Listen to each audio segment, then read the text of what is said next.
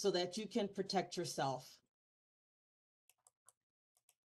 And we're going to start with the basics because this is the most actually it is the most important part of keeping yourself safe.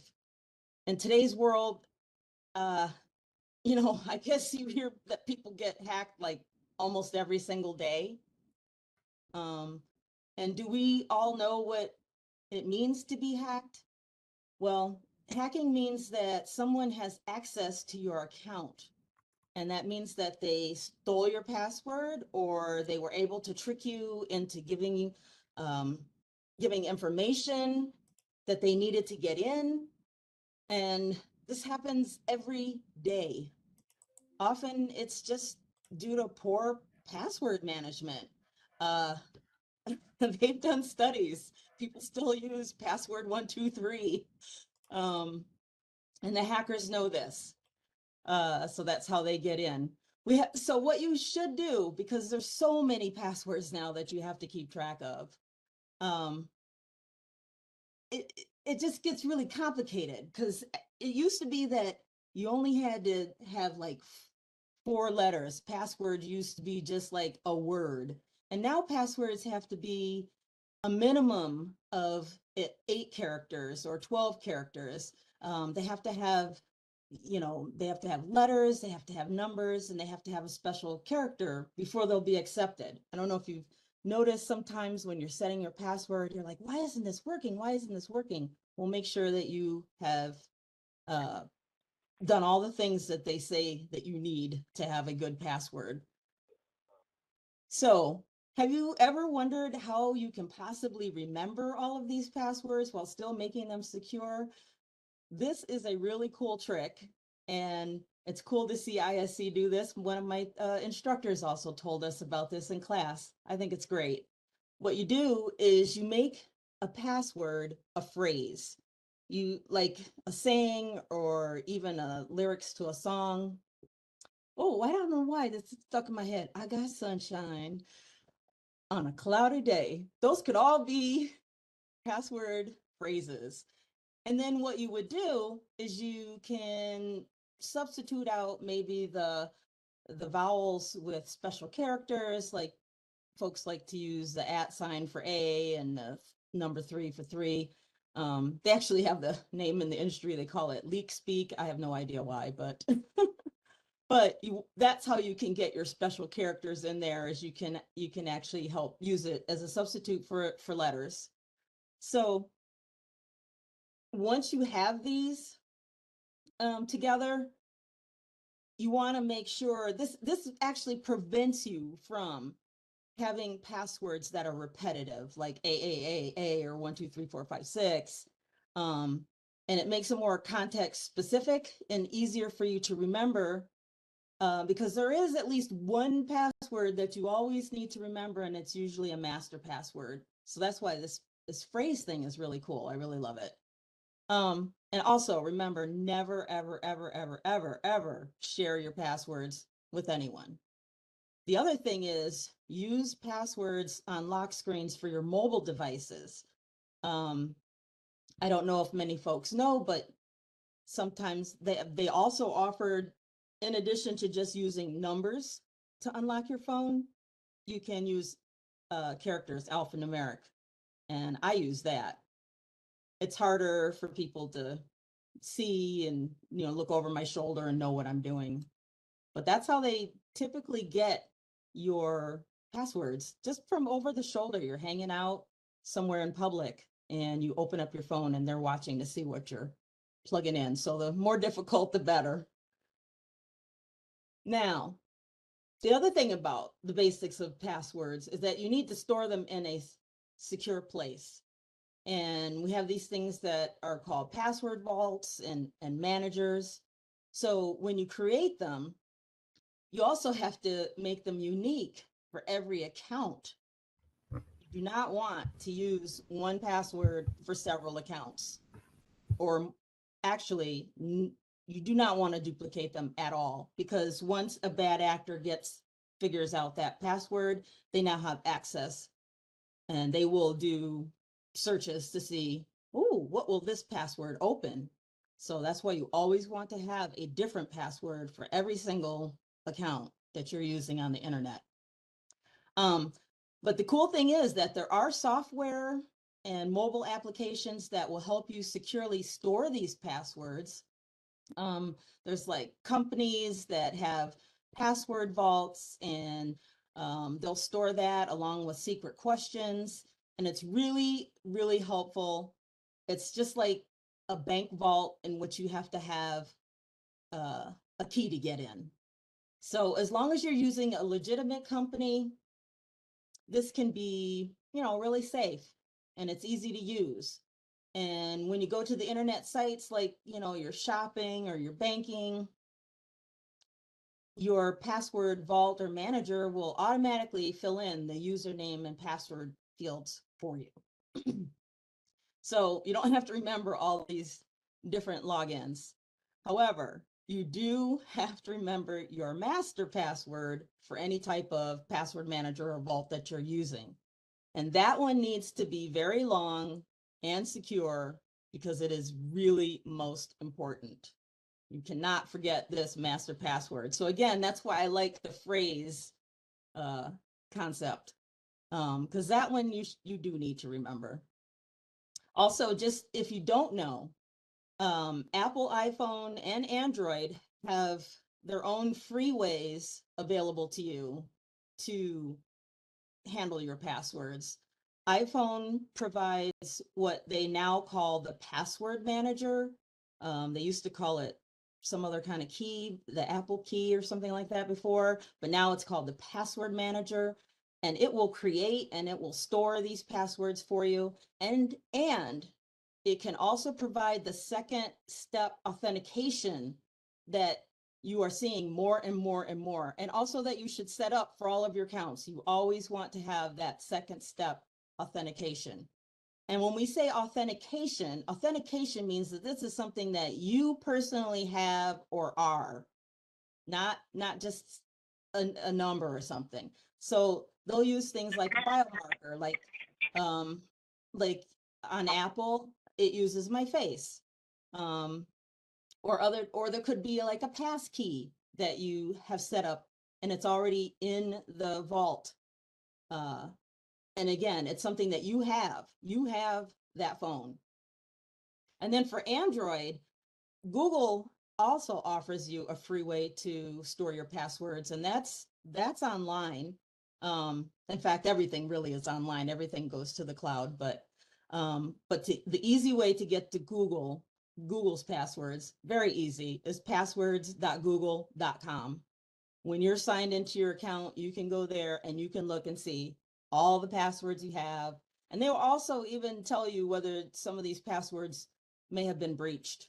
Both companies will do that. Apple and Android will do that.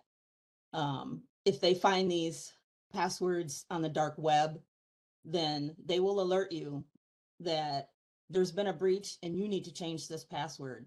So it's very important to use these managers. The other thing about Google is you have your password manager, passwords.google.com, but in other situations where you need that second step authentication, you have to download a separate application. It's called a Google Authenticator app. And that will again provide a number that only you can see that's in your hand. So this again means that if you're going to use your Apple account or your Google account as your master password, make sure that it's strong and make sure you don't forget it. And then I know some people are probably wondering, well, how can all this stuff stay safe? The thing is that when they transfer this information through the internet, they scramble it before they do it. They don't send it in plain text. So they'll scramble your passwords so that it's harder for the hacker to gain access to it and know what it is. All right, let's just move really quickly here. Okay. I often hear people say all the time, nobody cares about me and my info. And my response is, yes, they absolutely do. Malware and ransomware and phishing is real. Be careful anytime you're asked for information when you're on the internet, because your information is valuable. Do not fill out the Facebook online fun questionnaires that ask a bunch of questions like, uh, what street did you grow up on and what school did you go to? Because a lot of times those are your actual security questions that you have set up. Or also, there's like authentication. Like if you lose your license and you're trying to fly, they'll let you get on, but you have to answer specific questions that only you should know. So that's why you don't want to give out too much information, because you have no idea what they'll ask you. So make a fake profile, put some fake information in there, put a fake birth date in there, make it harder for people to gain your real information. Because what they do with this stuff is they open up accounts in your name, they get access. They may, clone your social media, and then they try to sell things to your friends. That's really how, like, one of the main reasons that they do it. They'll clone you, and then next thing you know, all your friends are hearing about this new, hey, there's this new deal. No, I didn't send you any new deal on such and such and so and so. But that's really one of the biggest scams that's out there right now. Okay, so let's go over what these three are. There's phishing, there's malware, and there's ransomware. Now, phishing, that's an attempt from a criminal to steal your financial info just by pretending to be someone else and tricking you to click on some malicious link or open some malicious attachment. I'm sure you've heard this many times. Do not click on attachments. Well, also do not click on links. And malware. Malware, it's just malicious software. That's where the word comes from. That can be used to gain access to your computer. And I know you've probably heard the term virus. Virus and malware, they are related. The difference is just how they spread. Some require human intervention and some don't. Some just, once they're on, they do their thing. They will go out and they will harm as many computers as they can get onto.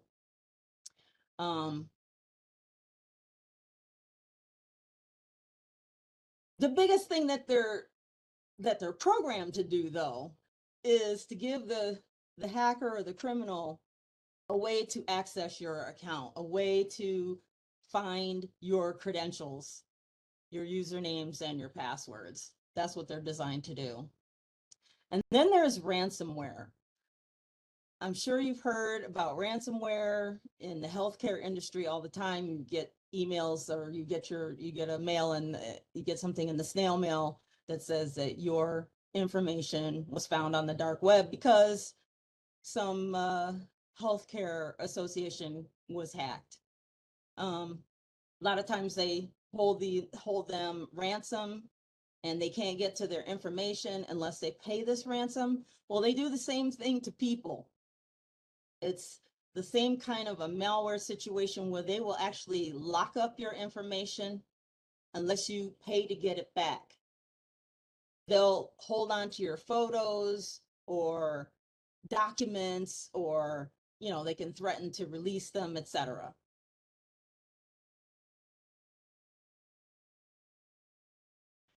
With phishing, the best way to prevent it is just never click on links, don't open any attachments, don't follow any instructions from people you don't know. Because even if you get an email from someone or an organization, you still need to be cautious. You need to use your antivirus software. You can learn how to do this, where it will scan an attachment before you open it. You never, ever, ever want to send sensitive information through the email. That's what they hope you're doing. If you get these things and they're out of character and it seems really unexpected that it's supposed to be from a friend or a colleague, check with that friend or colleague before you act upon it. And whenever you're using a computer, definitely when you're in the public, make sure you log out of all of your accounts, any accounts, especially bank accounts, even on your own computer. When you go do your banking online, make sure to log out of the account, because if it's still open, there are ways that hackers can get in there. However, you know, there's things you can do though to keep yourself protected, because they're hoping that you are going to click on this link. So what you can do is you can check the link in an email before you click on it. All you do is you hover over the website URL in the email, and then you'll see the real URL at the bottom left corner of the email that they are really trying to send you to. You think you're going to paypal.com, but you're actually going to something else. It's paypal.com/ blah, blah, blah, / blah, blah, blah, blah, blah. And it just doesn't .ru. You know, it's from Russia or something. That's the other thing. Look at the ends of these. .ru, that's Russia. So don't click on it, just hover over it, look and see what it is. And if you really need to do this, you can copy that URL, you can put it in the tab. Don't search on it, but you can put it in a tab so that you can look at it and review and see where they really want you to go. And hopefully it's the authentic website that you wanted to see. So the main important point here is just avoid clicking on website links directly from emails. Also, you need to know that all of your email is stored somewhere on some server somewhere in the world. The cloud really, it's not a cloud. It's a bunch of servers, computers. We like to think it's some magical thing, but they're really huge, gigantic servers all around the world that are holding this data. And once it goes through these systems, it doesn't necessarily get deleted. Like, you have absolutely no control on what happens to that email once you send it. Okay, the person who receives it, they may never ever delete it, and they may forward it. It can be, you know, that's why you need to be really discreet about any personal information that you send, whether it's to your family or your friends, or a business, because of just the easy way that they can just spread this or use this information against you. So again, the tips are: don't follow links from unknown sources or untrusted sources. Be careful about the personal information you share online. We just really love to share stuff. I have a bad habit of that. Don't reply to posts or email messages when asking for personal information. Don't send sensitive information through the email, like your social security number. And log out of any accounts that you were in when you're finished. So to prevent all this, the malware and the spread of it, you need to start with an antivirus, which we've all heard of. You can get good and free antivirus software, or you can pay for one. Some of the free antivirus software, you know, it may not have many advanced features as the paid ones, but you're still going to get the option for malware protection. Like Windows comes with their own Windows Defender, and it's actually pretty good. It's a decent malware protector. And it's not something that you have to buy. It just comes with Windows. So let's see.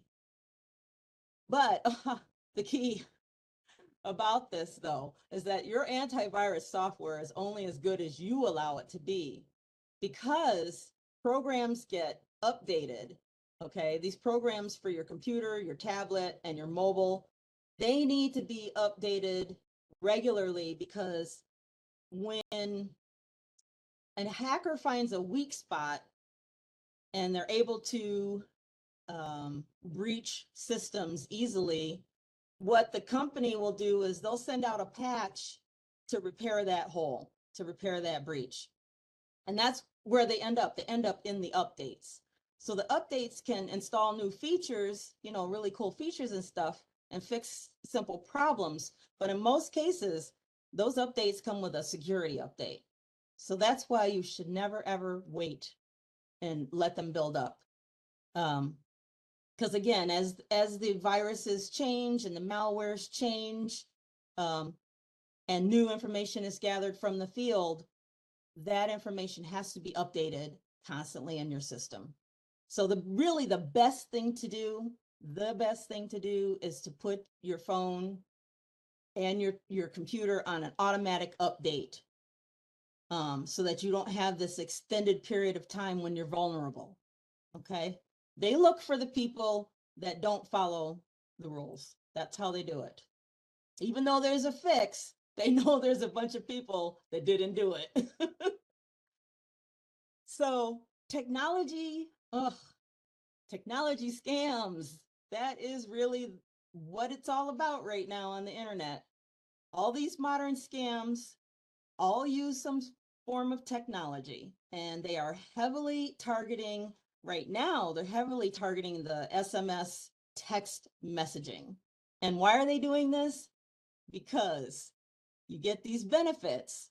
You get anonymity, you get impersonation, you get deniability, and you get a comfortable distance between you and them. Well, them and you, actually. They want the distance. So I went through and I looked at some of my, these are actually from me, some of the texts and emails that I received. Here is an email that is telling me that there's a receipt for payment.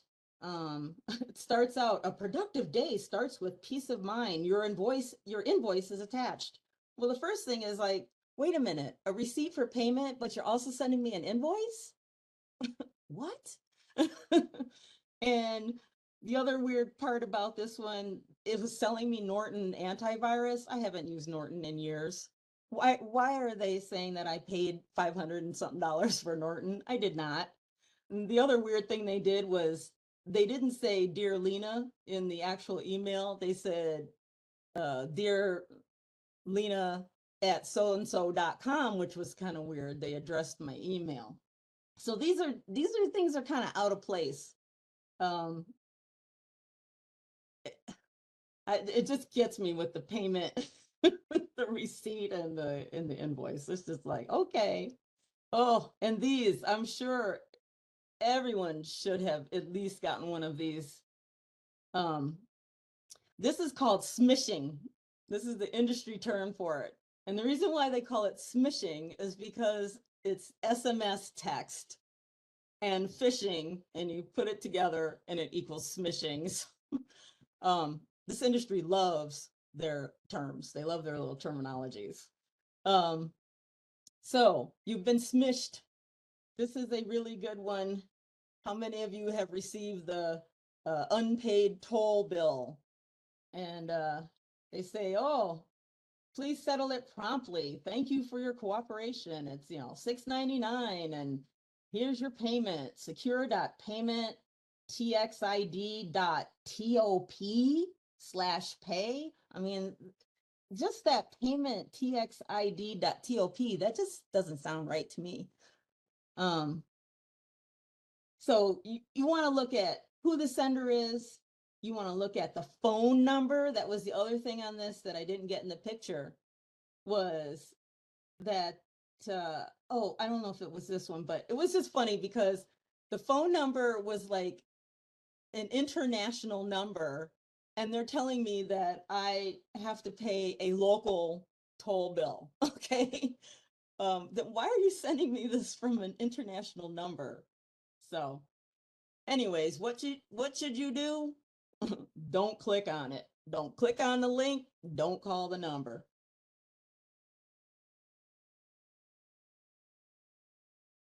This one, what's suspicious in this one? This grammar. He says, "Excuse me, this is Tom's new phone number plate." What? What's a phone number plate? Who's Tom? And why are you texting me? So, what do you do with this? You delete the text, you block the number. Don't want to click on it. So, bottom line, question everything to prevent technology scams. Take a close look at your email addresses, your business information on these emails. Look for spelling or grammatical errors, which is they're getting better at that actually by using artificial intelligence. We'll talk about that in a second. Um, so they know that we're looking for that, but look for that. Look for the strange grammatical errors because these are coming from overseas. Do you know this person? Is this a number you've had, ever seen before? So don't click on it, block it, delete it, do your research on whatever it is that they're trying to sell you on a separate computer, not on your phone. However, I will tell you that there is, a way that may help you that a lot of people don't know, that if you are hacked on your mobile phone, and how will you know if you've been hacked on your mobile phone? What happens is your phone starts to heat up more, your battery starts to run out faster, your apps keep crashing, maybe the touch thing isn't working right. That could be all signs that your phone has been infected with malware. So first thing you need to do is do a reboot. Turn the phone all the way off and then reboot it, bring it back up. Sometimes that infection will go away just from doing that. So this has been recommended by the industry, that you get in the habit of cycling your phone off and on, like once a week or a couple times a month for good measure, just to keep it clean. With a computer, if it gets infected and you can't get rid of it, you need to go somewhere reputable that can help you with it, because they may have to reinstall software. You might end up losing your data if you don't do it right. You might have to rebuy software. Sometimes this can get into the hundreds of dollars. Identity theft. This is like a really huge problem, and it's a pain. It means that someone is opening loans and credit cards in your name, but it could even be someone using your medical insurance or filing taxes in your name. It's something really to take seriously.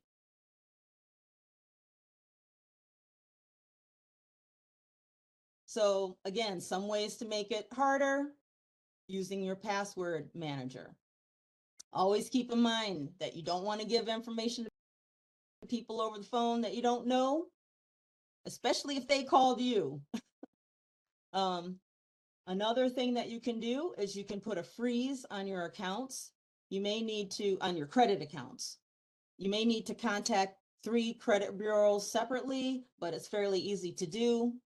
But however, some credit bureaus like Experian, they also offer commercial products that can lock your credit file for you whenever you want. It's just the flip of a switch, and it'll do it for all 3. And they also will put in removal requests against all these crazy info sites. I don't know if you know about this, but these information sites, which is like just I can't even, what, peoplefinder.com, those kinds of things. Your data is being just traversed everywhere with this information. I'm using an app right now where since I've had it, which was like a couple months, they have made 764 requests to get me off of these different sites. 764 different sites have my name or my email or my address or family information just out in the public. And legally, you can ask to be taken off of these sites, but you can't do it by yourself. You need to get some sort of a program or something to help you do that. So there are programs that can help you get off of these info sites. They'll also monitor your bank accounts for any kind of suspicious activity. And sometimes you can set an alert amount. Let's see. Multi-factor authentication, if it's offered, again, let me just reiterate, if it's offered for any account that you use it. Use it. Okay. Don't give any information over the phone, etc., and freeze your credit. Identity theft, more of it, how to protect yourself. So we've talked about that already, actually. Some of the things you can do: shred your documents with personal info instead of putting it in the garbage. At least annually, check your credit reports. Place a fraud alert on your credit files and freeze your credit report, including if you have children, do that for your children. File your taxes early before the scammers can. And if you're asked to give your social security number on a form, ask if they really need it. Okay. And if you're impacted by a breach and you're offered free credit monitoring services, get it. That's how I found out about Experian having a commercial product, because I was breached. Experian offered me, and they only offer it for like 1 or 2 years. I want continual monitoring of my accounts. So I ended up purchasing their additional protection.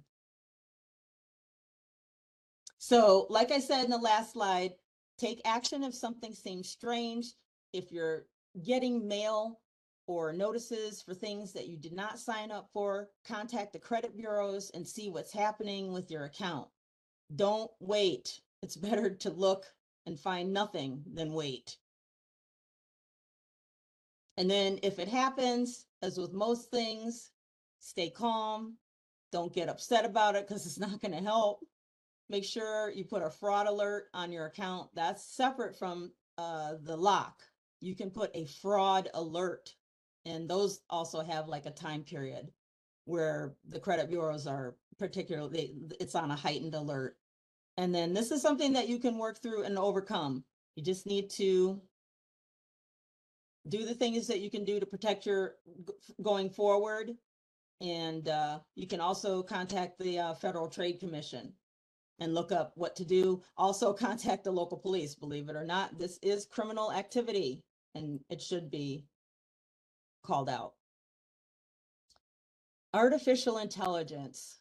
I have mixed emotions about artificial intelligence.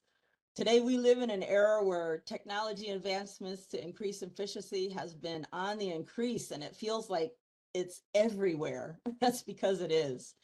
Artificial intelligence refers to computing and performing tasks commonly associated with being a human being. And they do this by, it's called machine learning. I've witnessed some of that in my old jobs. And that's the use and development of computer systems that can learn and adapt without following explicit instructions. They also use these large LLMs or large language models. They use all kinds of algorithms. They use all kinds of statistics to analyze and draw inferences from different patterns in the data and the text. AI does all of this. Machine learning and artificial intelligence, it's being used a lot in positive ways, but it can also be abused by bad actors. These include the deep fake technologies, a voice cloning and synthetic persona, which can be used to impersonate an individual. Next. And what are these deep fakes? Voice cloning.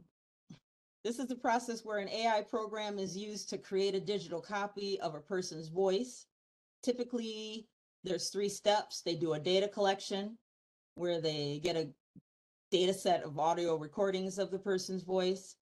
Training, they train the machine to learn with all these algorithms. And then the voice synthesis, once it's got it all down and trained, it will be used to generate new speech in the person's voice. This technology is readily available on the internet and it's very inexpensive. It is not cost prohibitive. So that's why it's become so widespread.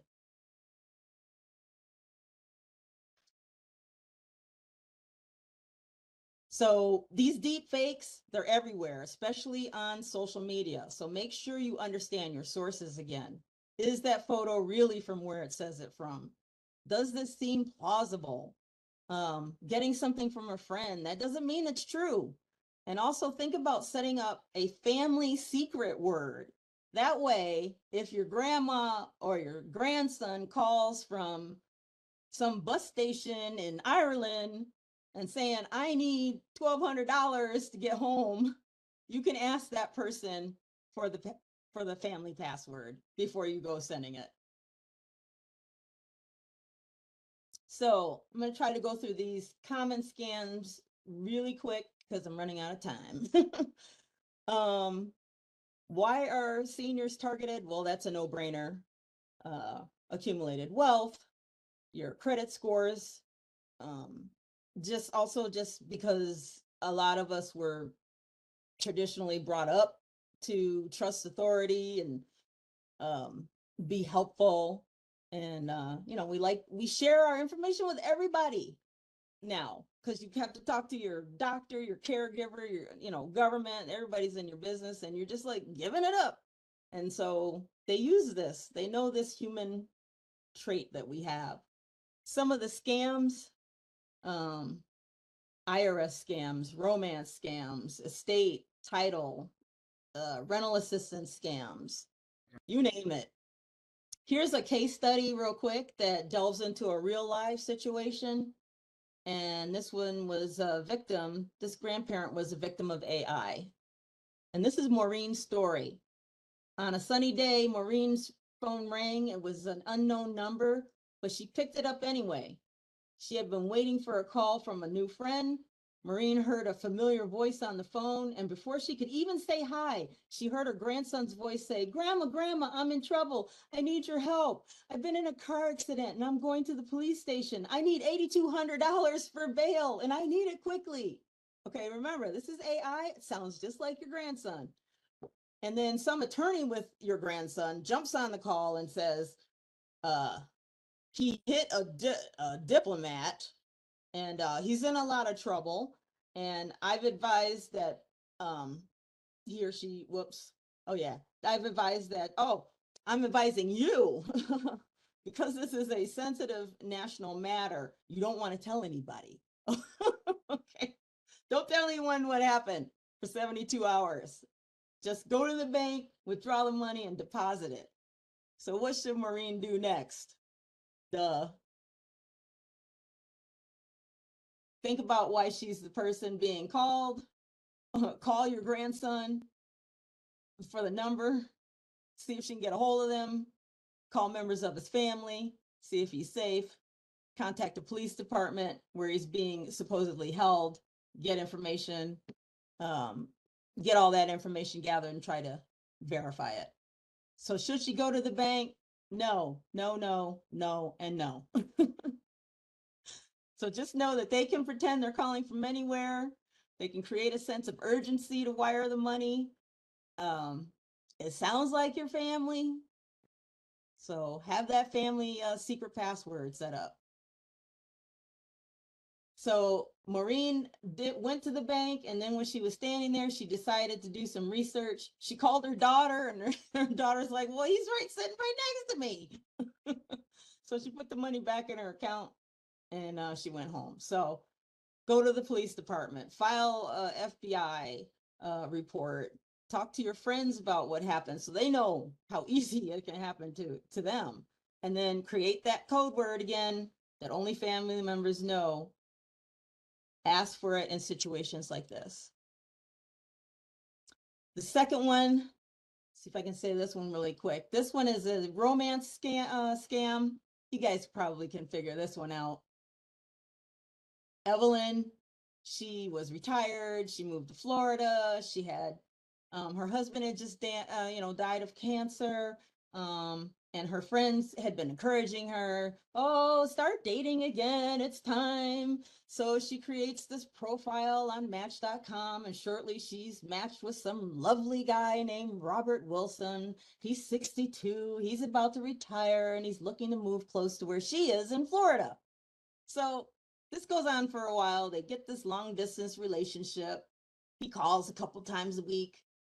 Then about 6 months in, Robert says, hey, Evelyn, I'm thinking about moving down there and I found the perfect place. I need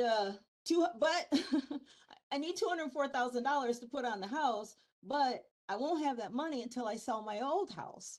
So I don't know what to do for the next 6 months. So they talk about it. And since they've gotten so serious and they're talking about moving in together, Evelyn actually gives it up.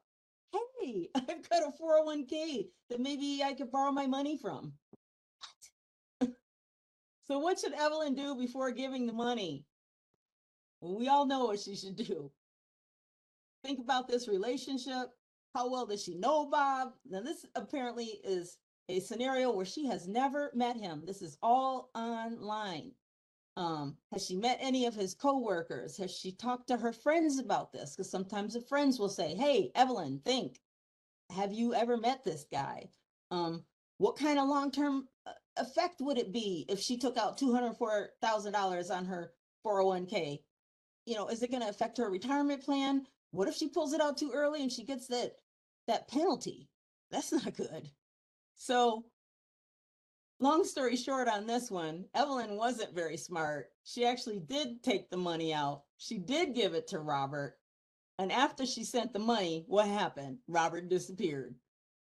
So he's not answering his phone. She tried calling his work. Nobody knows who he is. And then she owed taxes because when you pull it out of your 401k, you also got to pay your state and federal taxes on it. And that was like $50,000. And then because she pulled that money out, it made her income go up. So now they're giving her less in Social Security. It's like a snowball effect. So what should she do? Again, file a report, call FBI, talk to your friends, tell them what happened to you so it doesn't happen to them. And remember, you are not alone. Reports of romance fraud by the FTC have been going up for years, tripling from 2016 to 2020. Okay, more than 33,000 victims. Losses quadrupled in that time, over $304 million. So again, how can you prevent it? Just use your spidey sense, okay? Pay attention. All this extra love that they keep giving you, and they have these pet names. If they have a pet name for you, like honey, my dear, my love, that is a red flag. And again, how to prevent it, do your research, watch for the red flags. Just ask the questions. Just be aware that they may be asking you for inappropriate photos and financial information to extort you later. They'll be like, I'm going to release these pictures if you don't give me money. So woo, in conclusion, I think I got through. Woohoo. How to prevent yourself from being scammed. Have a healthy skepticism. Ask yourself, is it too good to be true? If an offer appears to be too good to be true, it probably is. And never pay money. Never provide money to cover things like application fees, service fees. Be wary of any type of upfront fee. Like, I know maybe if you are getting back into and like maybe if you're retired now and you're getting back into the workforce, which I'm thinking about doing eventually, maybe sort of, who knows. Um, what am I seeing a lot of? The scams. Oh my God. Things where they say you need to pay money for training first, and then we'll help you find a job, but not like from like, University of Michigan or something, just from some podunk. I don't even know, who knows where they are. I mean, look for physical addresses, do some snooping around. Uh, just think of yourself as like Inspector Gadget or something, and just try to get as much information on something before you go through making any decisions to give out information or money to people that you don't know. Don't reuse your passwords, because again, if they get hold of one and you got 20 accounts, guess what? They will find those accounts that password opens up. Freeze your credit. My credit is always frozen. Okay. The only time I unfreeze it is if I personally am wanting to get credit. And oh, that's just more stuff. Get your credit review. This you can all get because this is all being recorded and you can review it. More tips, more tips. Oh yeah, be careful on Wi-Fi connections, public Wi-Fi connections. Try to stay away from those. Don't really use them like I just don't use them. Use your mobile phone. Turn your Wi-Fi off and just use your mobile phone, because actually the mobile phone transmission is a lot safer. Okay. Especially if you're going to do something sensitive, which you shouldn't be doing at the, coffee shop anyway, but people do. So if you really need to do it, don't do it on a public Wi-Fi. There could be somebody in there sniffing the network. They can pull that information right off. Okay. Question all the emails and pop-ups and all of that stuff. So anyways, I'm trying to get through. We should get to some questions. Let's go for it, Madison. Okay, thank you, Lena. That was incredible. Okay, everybody, we do have a few minutes left for some Q&A questions. So if you guys want to raise your hands, or if you want to just put your questions in the chat, I can read them to Lena. I did get a few privately that I'll start with. One is, are there websites or tools to help check if an online dating profile is fake? Ooh. Oh my God. I don't know. I don't know. I really don't. I just consider them all fake. There's so many fake social media um profiles that want to be your friend, and they are not real. They're fake. They are Uh fake. you just just really read how they write that stuff up, because sometimes you just get that spidey sense that this does not look right, the way they're explaining who they are and where they live, and it may not make sense. Sometimes these people, they just don't know. They're from other countries, and so they may goof. So look for things that don't make sense, where they make mistakes. That can kind of help you determine if they're real or not. That's very good advice. Okay, another question that we did just get in the chat is, what is the URL for annual credit report, the free version? Is it that freecreditreport.com? I don't know. Did we have one in here? I don't know if we provided one. That's the only one I know. But you can go right straight to Experian or the other two, and they probably offer free scores. Plus, check your bank. Um, your bank, like my bank has a thing where it'll check my score for free. That's actually the best way to do it, is actually to go through your bank. At least that's safe. You've already signed into your account, you're credentialed, etc., and you're safe. So that's what I would suggest that. It's like right on the app sometimes. Check your credits, because they're always trying to sell you. Remember, they're trying to sell you accounts, not accounts, but uh when you borrow money. They're always trying to get you to borrow money. So they will make it easy for you to look up your credit score. Banks will. So I would go to the bank. Okay. All right, yes, we did. Alicia just sent a good site for everybody to use, a good URL. We did just get a question. Are you going to give us an attendance certificate? Unfortunately, we don't offer attendance certificates at this time. One question for you, Lena, with the advent of AI making it easier for scammers to fool people, how can we tell if AI was used? How are agencies combating this? Wow. Well, the easy answer is they are actually combating AI with AI. That is what we have come to.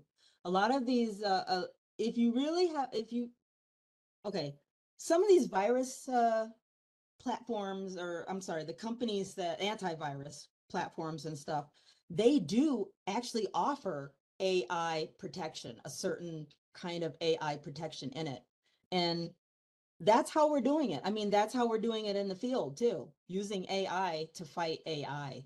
Um, let's see, where I think that's really the only thing I can think of right now, but that's it. That is our only, that is our number one way to fight AI is with AI, really. And so what I'm saying is there are a lot of products out there right now, and the really good products, they offer you a whole lot of things that they're going to protect. They're going to look for dark web breaches. They're going to look for information that's out there that shouldn't be out there. But they also have AI looking for things um, that humans may not pick up on, patterns that they won't pick up on. It is kind of funny, the irony of AI fighting AI. I know. I know. Okay. All right, we did get another one. So besides the obvious personal information that you kind of went over, Lena, like your social security number that people are looking for when they're trying to, like criminals are trying to conduct identity theft, is there any other personal information that you might think that you would normally give away, not thinking that they could do anything with it, but that you should veer away from? Yeah, actually, any personal information, I mean, your name is enough as personal information. Your name with your middle name is personal information. Your email is personal information. There are ways that if they have your email and they can somehow figure out credentials to get into your email, what they do is they use this to pivot to other areas. They don't just stick with just the breach of the email. They use that credential to see if, oh, hey, is there another account that these credentials will open? So, um, wait, what was the other stuff? Uh, It was just a question of what else can we look out for when someone calls and might be trying to commit identity theft? What information should we not be giving oh besides the yeah, obvious, like your social security number or like your address? right. Well, that's exactly it. And unfortunately, it's gotten to the point where you really don't want your personal information out there. This is what I was trying to say, which is just everything. It's your address, it's your email, it's where you were born, um, might be there. It's people you live with. Okay, this stuff is on these info sites. Mhm. Okay, and sometimes they'll have down who lives in your household. I mean, this that's not information that you want to be giving up to anybody. That's none of their business. And also, if they want you to do something on the phone at that moment, tell them you will call the company back. I mean, I had one that was legit them calling me to alert me, but I was on high alert. I was like, who are you? What do you want? I said, I don't know, you may be legit, but I'll just call in to be safe. And it turned That's a out it was great, legit, but I called in to be safe. yeah, that's a great idea, great advice. And then, of course, our phone numbers and email addresses might all be public information, but a great way to kind of combat people potentially getting into your email accounts or your bank accounts is two-factor authentication. If you're able to utilize that, that's a great way. You log in and then you have to enter a code. That's a great way to protect yourself as well. All right, I think that we have time for one more question that just came in. Is social engineering still the most prevalent way to scam people, and why is it so effective? Yes, and because we're human. Uh, we don't like to think of ourselves as social beings, and we don't like to think of our mammalian tendencies, things that we just do because that's just what we do to protect ourselves. Sometimes some of the things we do to protect ourselves actually don't protect ourselves. Mhm. And it's just from, evolution or whatever. Uh, what was I saying again now? I'm sorry, it's early. Okay, it is early. The question was, is social engineering still the most prevalent way to Oh, scare people, and why right. is it so effective? Yes. Yes. In fact, social engineering, I mean, I've heard many different percentages, but in most breaches, I mean, social engineering is always, 60, 70% of the reason or way that they got in, the first way that they got in. It always starts with social engineering. Because again, we're human. We want to be helpful. We're social beings. We are social beings, period. We love to connect with people, even if we're trying to connect with them over the internet. And we feel good when we feel that connection. But we may be connecting with a bad actor. That's the problem. Like you may be saying, oh, I feel this way about this person that's online that I've never met before. That is fake. That is a fake feeling. That's just your hormones. Okay, oxytocin, that one. Um, and I'll give you another really quick one. I don't know if you heard about the MGM breach that happened where MGM was down. I mean, they had to shut the casino down for a long time. Well, when they went to find out what actually started it, it was social engineering. Someone was able to convince uh, someone with admin authority to reset their authentication password, not their first one, but the second one. And they said, can you reset this for me? And they did. And once they did that, because they had already breached, maybe they had already figured out the first one, they were able to reset the second one. And that was it. They got into the system. And again, once they get into the system, they pivot all around. That's the that's the scariest part. It's not that they just go to that system. They pivot. They go to different areas to find the good stuff. But it was social engineering. It was actually somebody from MGM, probably in the security, the past IT IT, reset the password. I called IT. In fact, they actually, some companies actually have other companies social engineer them on purpose. With they'll send they will send their employees phishing emails. They'll send in people into the the scam is I lost my badge and I need to get in, or I lost my badge, can you let me in? People are so nice, they just let you in. um just that's why we just are really gullible beings. I hate to say it. And I don't know if we'll ever really fix that. I don't know how to fix that. But really, social engineering is that's why you really have to have a high, high, high level of skepticism when it comes to the internet. You want real time facial contact. Maybe do a FaceTime video with somebody. I mean, that's why we have those. Let's do some real FaceTime video with the real person before you start doing any other kind of interaction with them. Make them get online, make them show you something with the date on it. I don't know. When they send you a picture or whatever, make them show you that picture that they did it today or something. Yeah.